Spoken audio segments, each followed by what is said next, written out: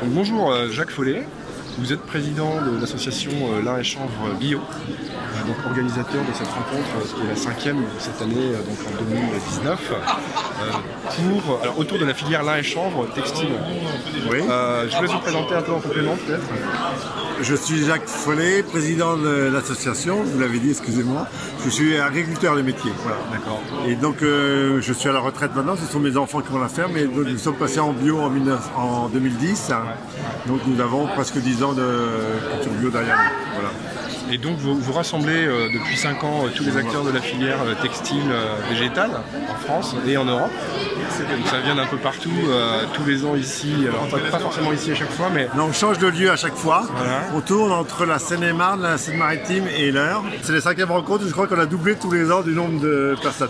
Donc cette année, on est arrivé à presque 200 personnes. Et alors juste pour préciser, il y a tous les maillons de la chaîne depuis la production... Là vraiment, chez nous, on a une interprofession, mais une vraie interprofession, depuis les producteurs comme moi, jusqu'aux marques.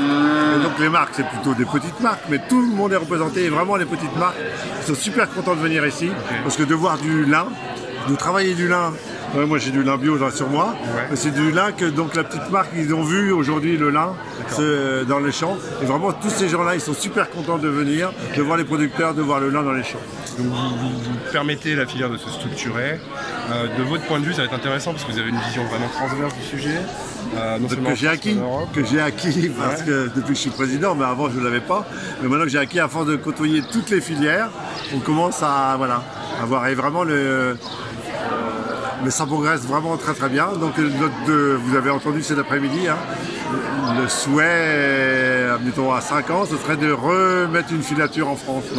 C'est vraiment Et puis pour le chanvre n'existe pas, hein, comme vous avez entendu toute la journée. Et donc c'est commencer une filière de chanvre textile en France. Sous forme textile, C'est vraiment, voilà, on a vraiment deux gros trucs, c'est super, ce serait super. J'ai peut-être déjà répondu à ma future question, mais là, du coup, là, je le pose quand même. La question, c'est aujourd'hui, qu'est-ce qui pêche dans la filière? Est-ce qu'il y a un maillon manquant ou un maillon faible qu'il faudrait vraiment développer pour que ça se développe à la hauteur du potentiel? Je vais vous répondre que le maillon faible, ce sont les agriculteurs conventionnels qui ont peur du bio.